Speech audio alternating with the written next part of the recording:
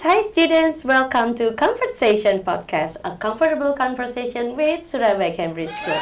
And today we're going to talk about how Millennial and Boomer generation teacher teach here at Surabaya Cambridge School. And we have special guests here. All of them are secondary teachers. Hello Miss Effie, let's say hi to the camera. Hello Mr. Rod, welcome. How are you guys doing today? I'm fine. Okay. Doing well. Doing well, nice. And of course, we will have fun here, and we will talk about how Mr. and Miss teach in the classroom because we know that there's age gap here. Miss Effie is in Boomer generation. How old are you, Miss? 55 tahun. 55 years old. And Mr. Rod is? 32. 32. Yeah. So, millennial. Okay. So, before we start everything, we're gonna play a quiz, a mini games. So, you have to choose between two options that I give.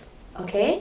And you must do it quickly. When I count 1, 2, 3, and you can answer it quickly all together. Okay? The first question for assessment, is it fill in the blanks or essay? 1, 2, 3. Essay.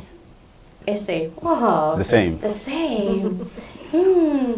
If I was your teacher, maybe I will be sad, yeah, because essay is quite difficult for us to arranging words and then telling stories and so on. Oh, interesting. But both from Boomer and Millennial choose the same. Okay, 1 and 1. Okay, now for another assessment, quizzes or presentations? 1, 2, 3. Presentations. Nice. Okay. Next, for classroom environment. Formal and structured or casual and collaborative? 1, 2, 3. Casual and collaborative. Wow. Okay. So now, grading. Which one is easier? Individual or group work? 1, 2, 3. Individual. Group work. Okay. Wow. We finally found the difference here. Untuk Miss Effie, kenapa Miss untuk penilaian group work lebih mudah? Karena anak-anak itu kalau individual ya saya rasa lebih malas untuk mengerjakan. Jadi saya beri tugas kelompok supaya mereka nilainya rata. Gitu, ada pekerjaan, saling ada tugas, membantu ya. betul, jadi ada kerjasama. Ada kolaboratif antara mereka kan isi pemikiran mereka kan berbeda-beda, bisa dijadikan satu menjadi ringkasan untuk materi tersebut. Baik. How about you, Mr. Rod? Why individual grading is easier for you? It's easier because you're just looking at the performance of a single person.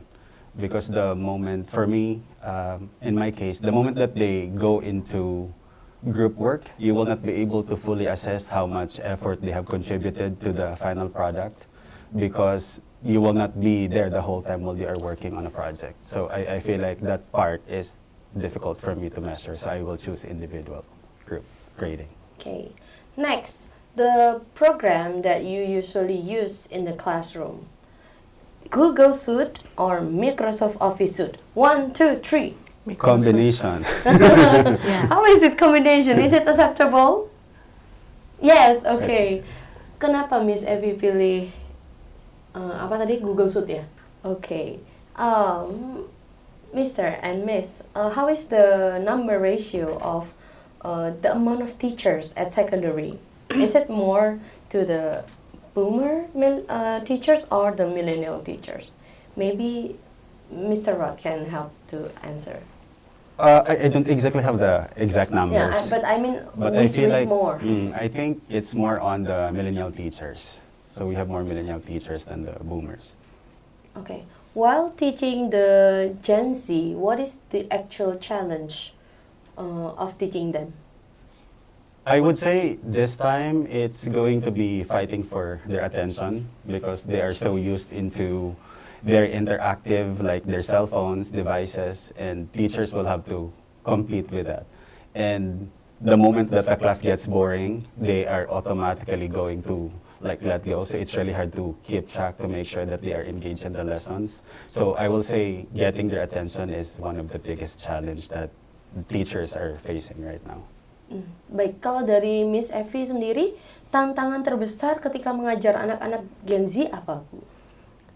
Mereka ini kan sudah mengenal apa namanya gadget yang lebih meluas ya. Jadi tantangannya adalah mereka lebih egois, kemudian emosionalnya juga tidak menentu, lalu mereka juga aktif dalam media sosialnya. Kadang-kadang juga mempengaruhi perilakunya dengan kata-kata yang tidak sewajarnya untuk seusia mereka juga. Kemudian perilakunya juga bisa berubah karena pengaruh dari media sosial mereka. Mengenai pembelajarannya itu mereka emosi dan egoisnya itu masih belum bisa diprediksi karena mereka masih dalam taraf pertumbuhan. Jadi bisa juga mereka berubah masih egosentris lah. Oke. Kan mereka dari masa anak-anak ke masa remaja itu kan peralihannya sangat ya. Iya, sangat signifikan gitu. Nah, kalau dari Miss Evi, perbedaan terbesar dari siswa secondary 5 atau 10 tahun lalu dengan sekarang, apa Bu perbedaannya? Yang paling berasa banget? Yang paling berasa banget konsentrasinya, fokus. Kalau 5 tahun yang lalu, 10 tahun yang lalu, anak-anak itu masih bisa diatur lah, masih bisa didisiplinkan dengan kata, dengan contoh, dengan teladan kita sebagai guru. Tetapi 5 tahun, 10 tahun yang terakhir ini, saya rasakan anak-anak begitu ada kurang kesopanannya gitu, kedisiplinannya terutama. Kemudian ya kami menyadari bahwa itu semua hasil dari kemajuan teknologi juga, karena mereka akan melihat contohnya dari media sosial dan sebagainya. Nah, kalau kita bicara tentang Gen Z, Miss, biasanya akan menuju ke topik mental health. Nah, kalau menurut Miss Evi, apakah ada tuntutan tertentu yang disampaikan kepada siswa mengenai mental health ini dan bagaimana cara Miss Evi menghadapinya? Mental health-nya anak-anak zaman sekarang zaman now itu memang mentalnya memang mental strawberry ya, artinya gampang retak ya, gampang daya juangnya itu kurang. Jadi mereka ini masih manja, masih minta perhatian, masih harus minta semua yang disajikan itu harus instan. Pelajaran instan, semuanya instan, semua sudah ada. Padahal pendidikan itu kan proses untuk menuju kesempurnaan kedewasaan mereka. Jadi tantangannya juga ya itu tadi karena masih punya daya juangnya kurang dan kurang, saya rasa kurang disiplinnya juga, mungkin juga karena situasi lingkungan sekitarnya juga tidak mendukung dan mereka hanya mengandalkan sekolah di sekolah saja gitu. Alright, so for Mr. Rod, who is also digital natives, same like the Gen Z right now, is it being an advantage or disadvantage for you to teach them? That skill is really an advantage. Especially, I remember the time when we have experienced the COVID-19 pandemic, and then suddenly the next day we have to do classes online. So it's really a big advantage. But I would say that there are so many things that happened at that time, and it's really commendable how the boomer teachers are also catching up, and you will be able to like really see in the school the collaboration, Yeah. the way how we are so willing to like help each other. But definitely that's a skill that's really an advantage even up to now. Even if we're not full online, we have offline right now, but we are still using a lot of Excel file, so it's really an advantage. But I will not say that I am really knowledgeable when it comes to technology. Maybe it's an advantage that I know where to find the information that I need. You don't have to like really know all the skill that you need. But the most important skill I think for someone to have right now as a teacher teaching today's because there are so many intelligent students right now. So you cannot go inside the classroom thinking that you are the most intelligent person.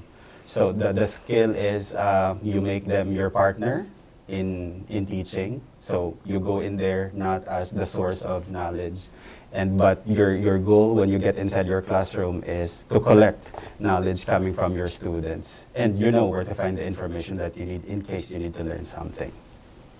If I can see in the condition at school right now, it tends to that the millennial teachers are tend to a bit closer to the students that are Gen Z right now. Do you agree, Miss Effie? Apakah setuju kalau misalnya guru-guru milenial tuh sekarang lebih dekat dengan murid-murid Gen Z sekarang dibandingkan mungkin zaman dulu? Ya, Okay. antara setuju nggak setuju. Do you agree with that, Mr. Rod?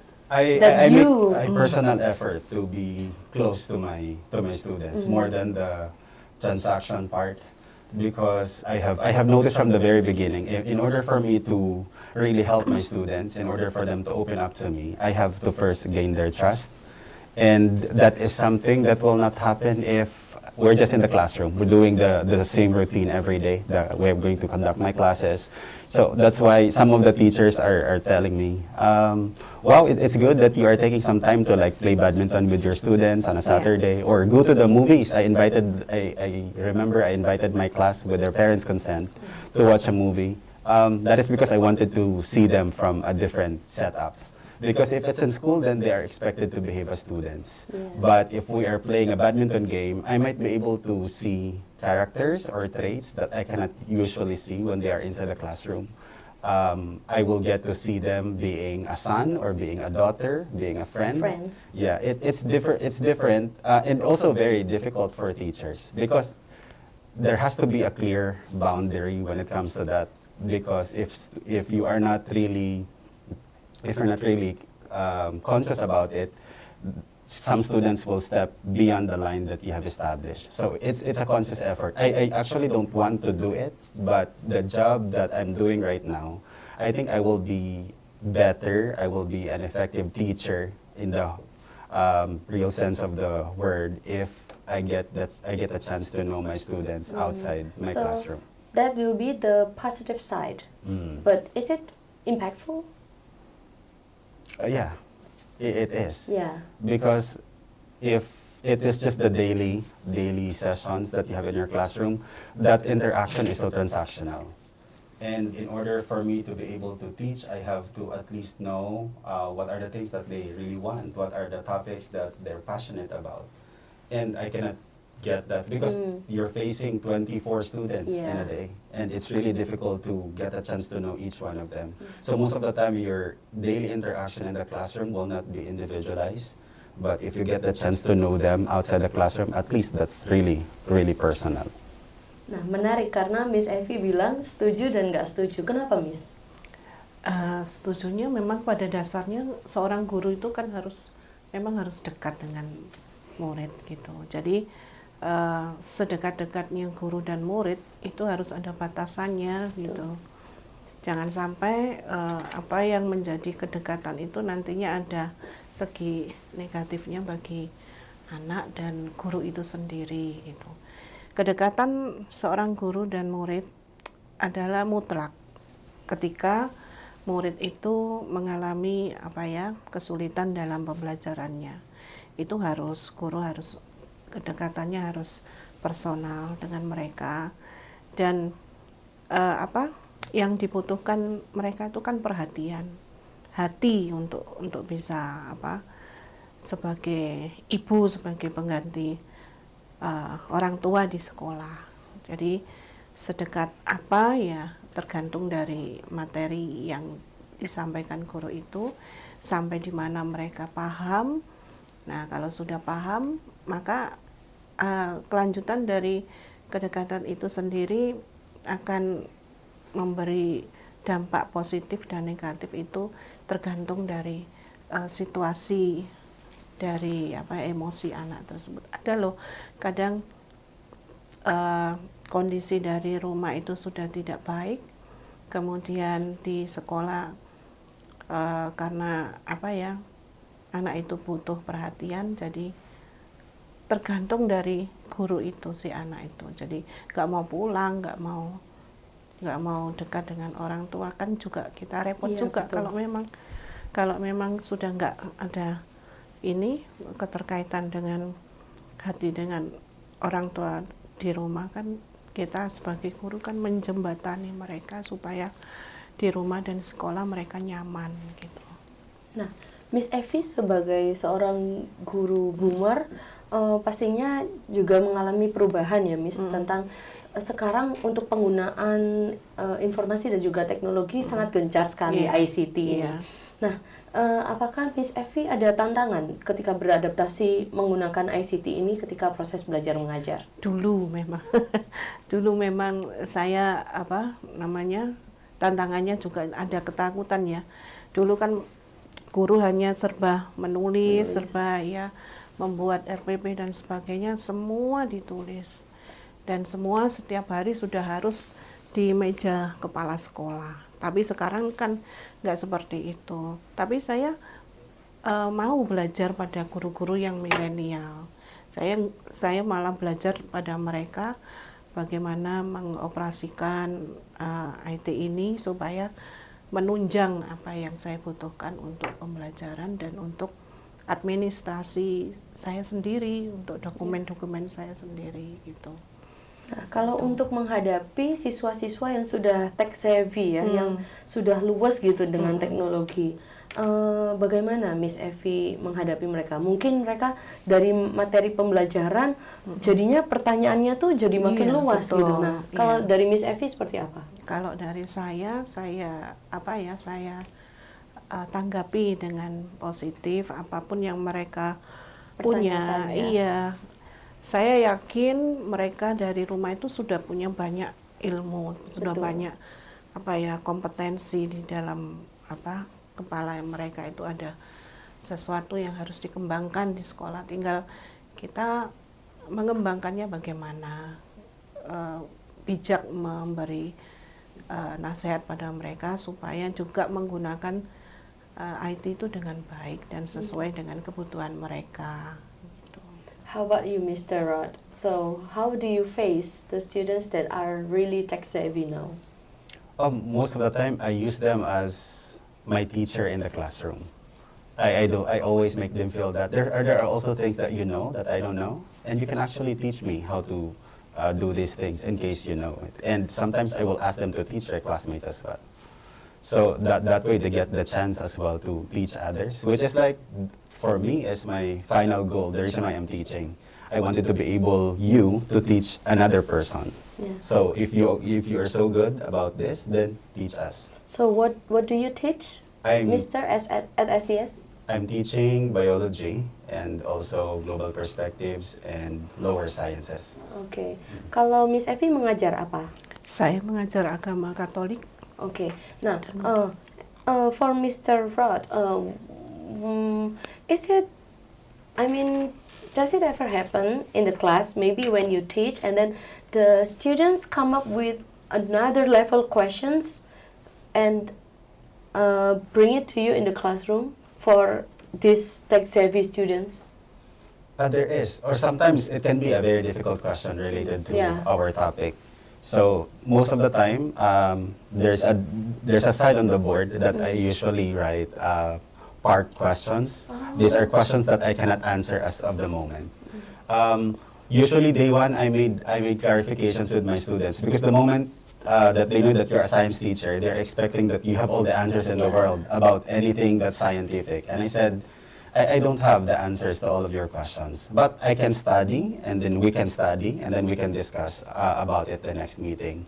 And the first time that I'm doing that in my classroom, I hear like I was actually able to see a very negative reactions coming from my students. It's the same students coming from this school, because they were kind of expecting that I have all the answers, considering I am the teacher. And on that day that I've seen that reaction, I made clarifications with them. I am not Wikipedia. I am not Google.com. I am your teacher. I am going to facilitate learning, but do not expect me to have the answers. And I think it's important. I do not know if it's cultural because from my experience in the Philippines, if you are a teacher and you have the courage to admit that you do not know these things, you will be admired because it talks about your professional humility to admit that you do not know. But in here, I feel like the students are still thinking that teachers have all the answers to all of their questions. And I think it's like not a good culture. And then I always tell them, always do not treat your teachers as like Google.com because they are also learning. They're also human beings like you. And definitely we cannot compete with like 25 heads in the classroom. Definitely our students will know more than us about our topic. Kalau di zaman Miss Evi dulu sekolah, mungkin ya kalau kita bisa flashback, apa aja sih Miss perkembangan dan perbedaan pendidikan, pelatihan, ataupun literatur tentang mengajar dibandingkan dengan zaman sekarang? Jauh berbeda ya. Jauh berbeda. Kalau saya dulu memang banyak pelatihan. Guru hampir setiap minggu itu ada pelatihan, setelah mengajar ada pelatihan.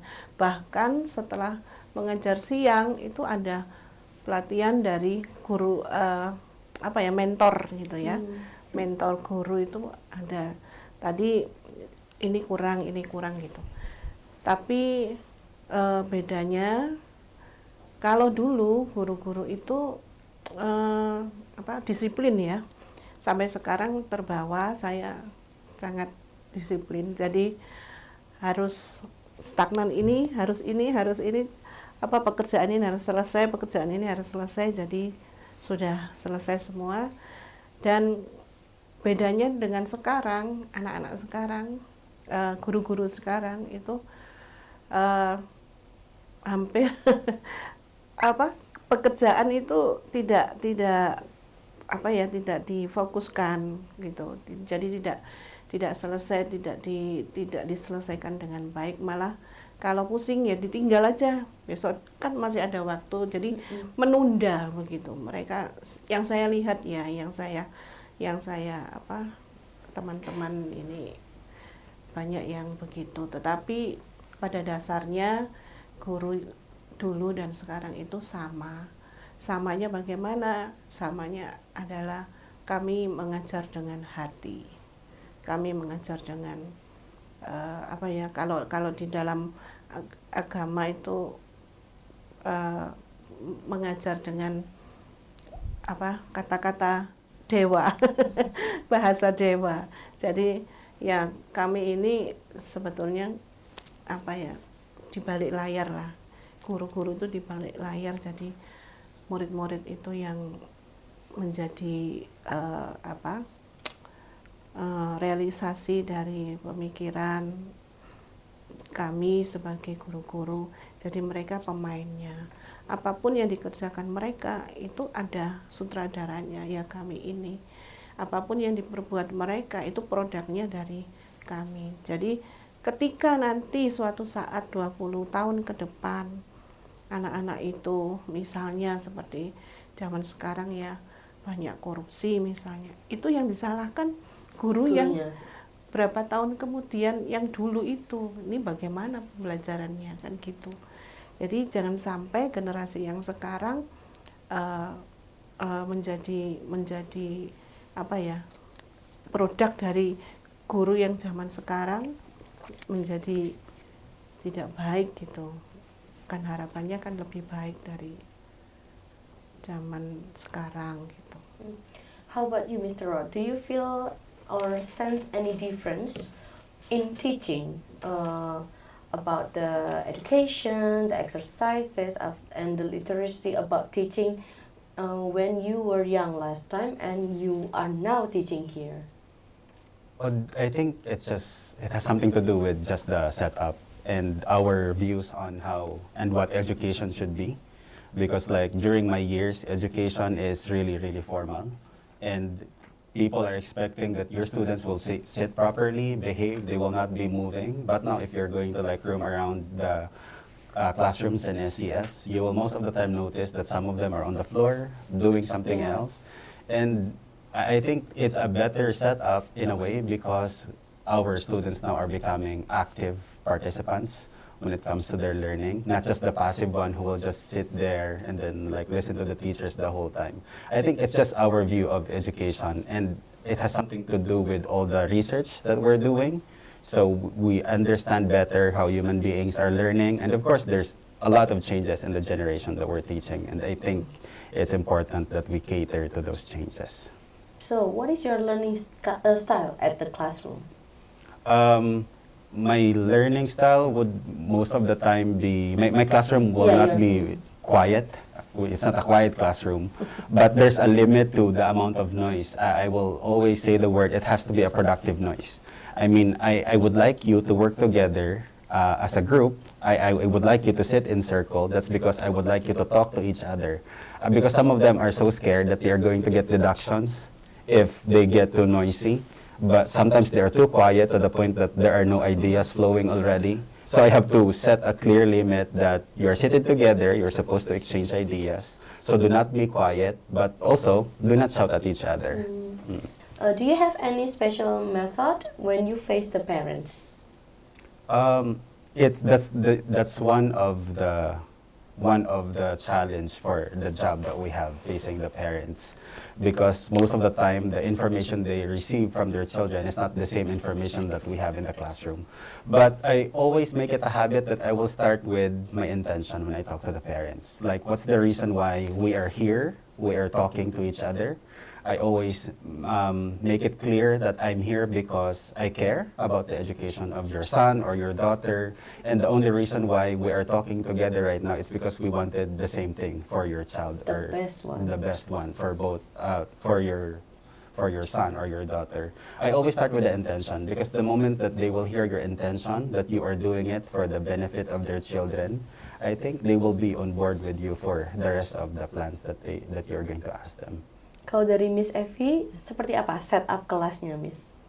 Kalau dari saya, ketika mereka harus kerja kelompok, ya harus hidup ya, mereka harus berkelompok dan tugas mereka harus bersama-sama dikerjakan, dan nggak ada anak yang tidak aktif. Jadi mereka punya pemikiran bahwa kalau kerja kelompok harus hasilnya dari masing-masing individu yang diringkas dan dipresentasikan nantinya. Jadi mereka harus kolaborasi dengan teman-temannya yang misalnya yang pendiam, yang kurang yang kurang ada perhatian dari teman-temannya. Itu saya ajak untuk mengajak mereka untuk dalam kelompok itu bekerja sama begitu. Kalau untuk menghadapi orang tua, Miss Evi seperti apa? Saya lebih menghargai orang tua dengan menceritakan dengan apa adanya si anak itu, bahwa putra-putri Bapak Ibu itu baik adanya. Percayakan kepada kami sebagai sekolah yang memperhatikan segala perkembangan Bapak dan Ibu, karena di sini mereka berproses dalam pendidikan. Jadi apapun yang mereka lakukan, entah itu dipandang kurang atau lebih, itu ada di sini. Jadi untuk menenangkan orang tua juga bahwa terkadang dalam kasus tertentu anak itu kan membutuhkan pemanggilan orang tua, dan kadang-kadang anak itu sudah takut dulu, jangan kepada saya nggak ngapa-ngapain loh Miss, kenapa orang tua dipanggil gitu. Nah itu yang kami jembatani untuk supaya nantinya ketika mereka bertemu orang tua di rumah tidak menjadi batu sandungan untuk komunikasi antar anggota keluarga itu gitu. Alright, so if you guys seeing each other from different gap of generations, Miss Effie from the Boomer, Mr. Rod from the Millennial, do you see any difference how you guys teach in the classroom? Who wants to answer first? Siapa yang mau jawab dulu? Okay, Mr. Rod, go ahead. It's an observation, like a personal observation. There are both good and bad practices for both generations, and definitely we are learning from both of them. Like for millennial teachers, sometimes too much freedom and choices in the classroom can overwhelm the students, because they're like, if we're too idealistic also sometimes. And we have a standard, there's a Cambridge curriculum that we follow. So sometimes it's going to be very helpful if we have the structured classroom coming from the Boomer generation. So definitely it's going to be a combination of the two. It's not going to be, there's like no one special method that's going to work for for a specific class. Kalau Miss Effie, setuju? Kalau saya dari dulu memang saya itu disiplin. Yang saya tekankan pada anak-anak itu disiplin. Entah itu dalam pelajaran apapun, saya disiplinkan mereka. Tapi dengan menghargai kebebasan mereka. Sekarang apalagi dengan kurikulum merdeka. Jadi mereka bukan seenak-enaknya belajar, tetapi semua ada aturannya. Tapi mereka tetap bisa menginspirasi apa yang menjadi pemikiran mereka melalui materi-materi yang sudah kami sediakan gitu. Jadi sebetulnya perbedaannya itu tidak jauh berbeda antara guru milenial dan boomer. Yang membedakan adalah kemajuan teknologi itu sendiri. Karena dulu tidak ada, sekarang lebih tersedia semua. Jadi mereka itu seperti mengandalkan, kalau PR misalnya, kalau ada PR yang sulit tinggal lihat di Google aja lah. Nah, itu. Jadi tantangannya di situ. Kami tahu kok kata bahasa anak dan bahasa Google itu pastinya. Jadi kolaborasi lah antara guru milenial dan guru boomer itu harusnya seperti itu. Thank you, Miss Effie. Thank you, Mr. Rod, for coming here. You have shared your thoughts, how to teach in the classroom. Whatever it is, from boomer teachers or millennial teachers, what is the main important thing here is we provide the best for our students at SES. Thank you so much for your time. You're welcome. Hi, Miss Christine and Miss Desi. Hello, good afternoon. Oh, good afternoon. Would you please introduce yourself to the parents and students here, starting from Miss Desi? I am Miss Desi and I am teaching English basics. But previous to that, I also taught P2, P4, and P5. Okay, how about Miss Christine? Hello everyone, my name is Teacher Christine. I am teaching P4 and P5 Math. So, before we start our session today, I will give you a mini games that you both have chosen one of each category that I said, and then you must do it all together. When I count 1, 2, 3, and then you can spill me the answer. Are you ready, Miss? Yes, ready. All right. The first question for assessment, is it fill in the blanks or essays? 1, 2, 3. Fill in the Fill in the blanks. blank. Okay. Wow. All right.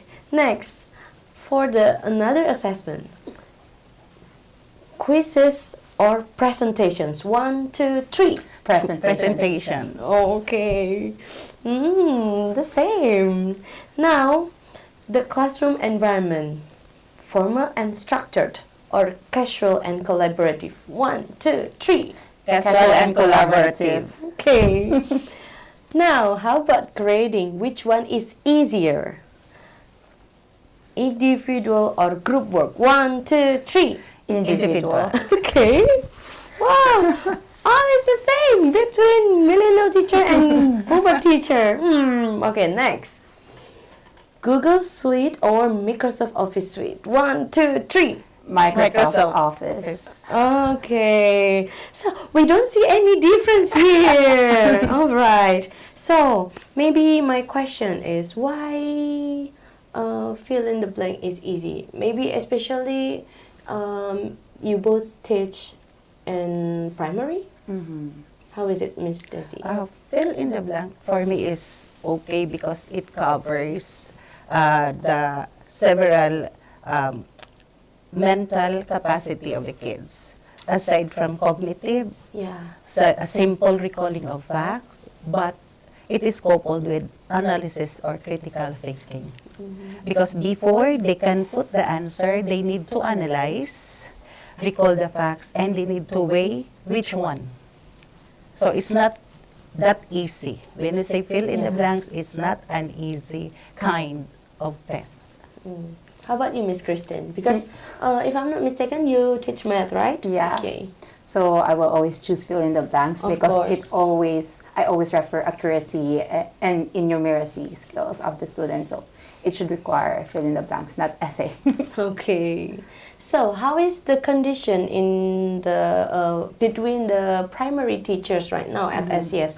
Which one is more like in amount? Ya, mana yang lebih banyak?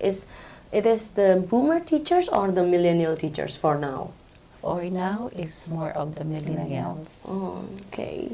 So, Miss Desi, as a boomer teacher, what challenges that have you faced when you teach the Gen Z? Actually, I did not see any that, shall we say, a big gap in terms of teaching the present generation. Because the teaching styles that I have been using is almost the same. The only thing which is new is the integration of technology. But the process is the same. The process, how kids learn, because we know that in the classroom, I'll be dealing with individual with different learning styles. So I have that already in mind. Since then, that's the group of the students. Education does not fit in one size. That is always what is in mind of the teacher. That once you get inside the classroom, you will see learners with different learning styles. That's why before you get inside, you have already the activity which really suited to these different individuals in the classroom. So that's why I did not find, shall we say, difficulty in teaching students now.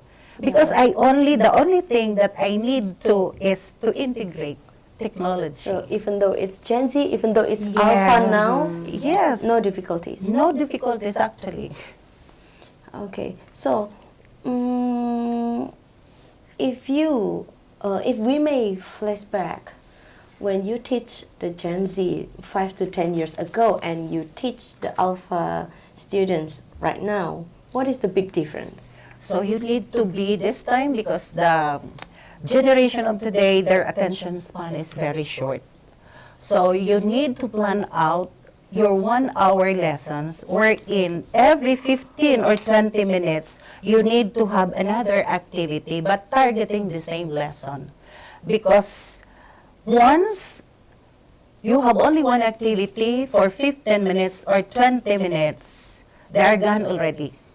Students are there, but their mind are out of. It is already somewhere else. Because technology is so fast, right? When they have their gadget, they only do like swipe to the right, swipe to the left. So they would like also their teacher to be like that.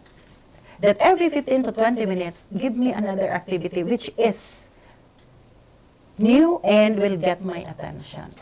So that's how attention span for this generation is very short. And the activity, you need to give them information, the same information that they will get from the social media, but how am I going to introduce it? Because they will say, I can open my gadget, I can Google it. So what's the difference listening to my teacher? Because you will give me the same thing. So that's a big challenge for this generation. So that's why I need to plan, I need to be creative in presenting my lessons so that they will say, this is new, but actually they can, they can get it from the internet. But the way I deliver it, it will be different from the internet. That's why I need to brace myself with the different social media platform so that I can enter into their world.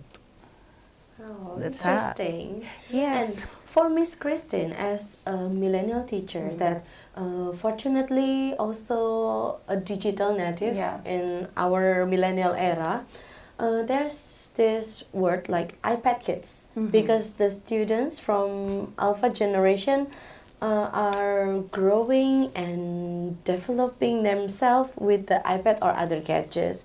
Do you think that it is also a difficulty that they are also a digital native? Actually, in our school, we impose no cell phones allowed. Nobody is allowed to bring cell phones inside. So it's really quite a challenge to catch their attention. But then we have to go back. What is your purpose inside the classroom? It is to teach. Give the students responsibilities. For example, if that tech-savvy student is good in watching YouTube with tricks and trivias, how about invite that student in the center of the classroom, teach her classmates or his classmate, this is the trivia I've learned so far back at home. How about those students who is good in singing and having fun and watching TikToks? How about let them be a leader in showcasing their talent? Teach their classmate a proper way of dancing, how to play this kind of instrument. Make, for example, everything that they've learned so far in technology, they can apply it in school by using their body, their knowledge as well, and also letting their classmates as well experience those kind of things they have learned so far using their gadgets. All right, so at another survey, research said that literacy in our students since 13 years old, like it's dropping down right now. Dropping down 4 points since 2019, 2020 because of the COVID-19. Is it also happen here at SES?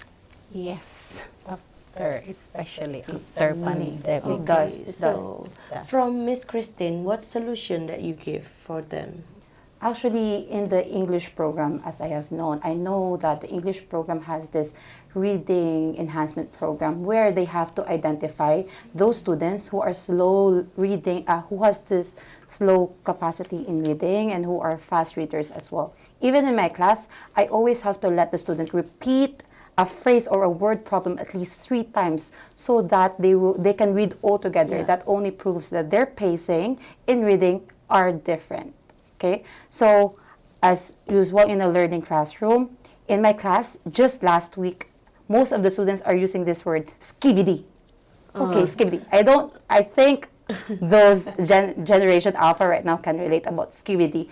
And I will not just disregard this word without knowing what does it mean. I will ask the student, what does skibidi means? And only to find out they doesn't even know. I search it. It says it is just a humorous word without sensical meaning. Yeah. Okay, so I told them we will just use words inside the classroom that can be found in the dictionary. If not, it's not allowed. Yeah. How about you, Miss Desi? Actually, yes, it's a great challenge, especially in terms of reading comprehension with the kids. It's really drop. The drop is so big, and that's a big challenge for a learning institution. So we started off offering remedial classes for those who are really challenged, not only in reading, but also in writing. And to improve as well the reading comprehension, we really need to force them to go to the library. So we structured a library schedule wherein its class is really forced to go to the library so that their love for reading will also increase. Because experts says that reading using the hardbound is better than reading online stories. Because there are a lot of distractions in online reading. Because everything will just pop up in a second, and it disturbs already. It disturbs already the interest of the kids in reading. So, better really provide. If there is none at home, school will really provide it. Okay, so for now, teachers have faced a lot of changing. Teaching last time and teaching nowadays are also different because of the informations and technologies. What do you think, Ms. Desi, to face this? As teachers, we know how social media today really affects the whole of the student. So they have a lot of information. They are bombarded with a lot of informations, which they themselves already confuse which one is right, which one is not okay. So as teachers, every time we receive such kind of information from the students, we need to sort out the information. We need to, is that information valuable? Is that information, how does information affects you? How do you feel? Example, if you happen to read a comment from someone in the social media platform, if you were to be asked, how would you feel about it? Who will benefit? Will you benefit from it? Is the benefit okay or not okay? Then from that, students will realize, so miss, not all information that I have read from social media is not really good. Because it affects, if I will do this, I will do the same as what is suggested from one of my readings. So it will affect the whole. And it is not good. It's good if this knowledge or information that I got from social media is good for everyone. So I think as a teacher, that is really our responsibility. We need to sort out, we need to check, and not ignoring that kind of. Once a student give you information about something, that means he or she is doubtful. She needs someone to explain and to let him understand whether that information is good or bad. That's why today we do not just ignore if we receive an opinion from a student. We heard some simple vocabulary from the student. We need to check. Because once it is not explained very well to them, that will become their vocabulary, that will become their attitude. And once it is already formed as a habit, it's really difficult already to twist it, to turn it directly to 360 degrees. Yeah. Is this ICT also affecting Miss Christine in teaching in the classroom? Yeah, but actually we also have to balance it out. aside from teaching everything beyond the book, I am glad that the school also is into digital books where the kids can also enjoy digital apps that is provided by the school publisher. So that is our way to balance out the technology as well as the discipline inside the classroom. Yeah. Did you have any challenges while using the ICT, Miss Desi? Yes, actually the challenge that I have difficulty with is before is the Excel. But I need to learn it so that it will make my work easier. And I, as boomers, I do not say that I know everything. I know everything. The more I stay in the educational institution, the more I become creative and the more I want to know the trend every year. So that's why when this techno-savvy kids, I need to learn together with them. I need really to learn everything, all technologies that we have now, the PowerPoint, the Excel, the different platform, the Google, the Zoom. Because I need to be with them. How can I teach them if I myself has none of those? So that's why as a teacher, always be ready with what is new. So do not say that I know those things. No, because education now changes. There is a fast change in education now. So today's strategy could not be applicable the next time.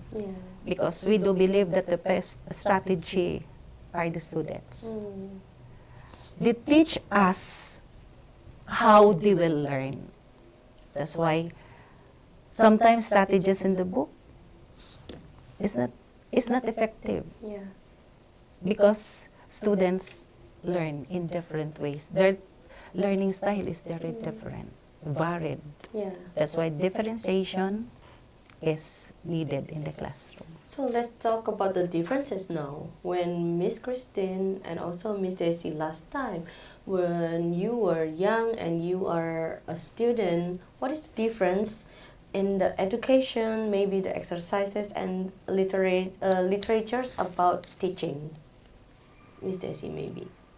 Miss Christine. Oh, Miss Christine, yeah, sorry. I am glad that I belong to a number of college students who has this digital literacy program, as well as where we can study about technology that we can put into our classroom instruction. With that, I think that is an advantage for us to find it easy to teach students with incorporation of technology. How about Miss Daisy? I really study actually. In my post studies, I really study technology just to brace myself and to be in with the kind of students that we have today. Because before, our technology is MP1, MP2, MP3. That's Manila paper. That's why jokingly, I told them, we've been using that MPs before. It's not new. It's not new to us.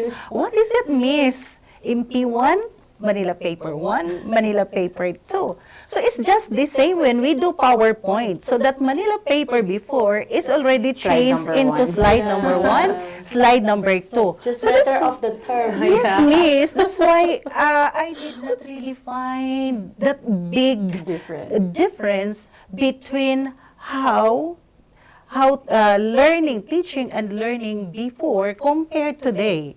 Because it's just the same. It's the paper that we're using before, it's already put into slide. Then, the visual aids that we have before on a paper that we used to cut, with the technology today, Copy-paste. That's the only change. That's why I need to keep up and brace myself with technology. Because what I did before is just the same, but it's only in a how shall we say, high-tech Yeah. form, not Yeah, only yeah, on yeah. paper. So it's not really a great challenge. I think the only thing that I need to as a teacher is help the students learn who they are, what they can do, Okay. then give more on critical thinking situations because that is what they need. Their social, emotional skills that need to develop. There's nothing wrong. There's nothing wrong with technology, but we need to balance it because since they only think of themselves, that they can survive alone, they don't need people around. That's why they can do. I don't need a college diploma. I can land a job. But we need to explain what will happen if your discovery today is not in anymore after a year. If you did not finish your college, how will you survive? Okay. Now let's talk about the teaching setup in your classroom. Let us see if there are any difference from Miss Christine. What is your teaching and learning setup in the classroom? Most of the students would like to have games, so we started it off with the game, and with the game, and then after that, find the result. They always like to have a competition, boys versus girls, column. This is my strategy. Like they want challenges as well. It's just like playing Mobile Legends or any other gaming apps where they wanted to challenge themselves while learning. How about you, Miss Desi? So, how they learn? We always have the cooperative learning activity, the setup itself in the classroom, the formation of the chairs. It will tell you that that's a cooperative learning. That means they study together, they find solution together, and they come up with what's the answer, what's the best Solutions. solutions. So brainstorming. And they like games, especially games that is done in a quick and a fast manner. So they like games. Using the flashcards, simple games that is really quick because they are technocrats, they are like techno-savvy, instant. instant. That's why even your Tend to scan whenever activity, they bored. when you do your activity, it should be in an instant, it should be in a fast manner. And they enjoy games, and they enjoy working in a group, working together. Now, as a millennial teachers, how you face the parents? But first, we communicate through WhatsApp. But before that, the school always makes sure that there is a limit. The teacher and the parents should know that they have the same purpose, one goal, and that is to benefit, that is for the benefit of the student. Everything that we are communicating right now, it should benefit the child itself. We are the teacher at the school, you are the parent, or we are the parent in school, and you are the parent at home. So the limit is that we can talk about everything with the child, but then it should start with 8 a.m. to 4 p.m. Beyond that, then you can be the parent to your child at home as well. So as a millennial, we just talk in WhatsApp, as well as we make sure that everything that was discussed in school should be reflected in their agenda notebook as well. Like a communication book. Yeah. How about Miss Desi? How do you face the parents? Actually, parents, they do not complain. They want only to clarify things. Oh, clarify. Yeah. Sweet. They want only to clarify things, and it is done through dialogue.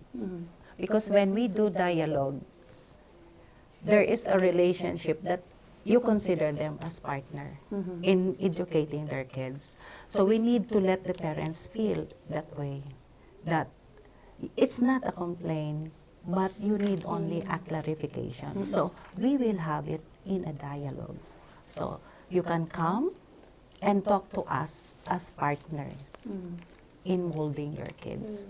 That's very important, especially our parents are also millennials. they have the same challenge with their kids, millennials and alpha.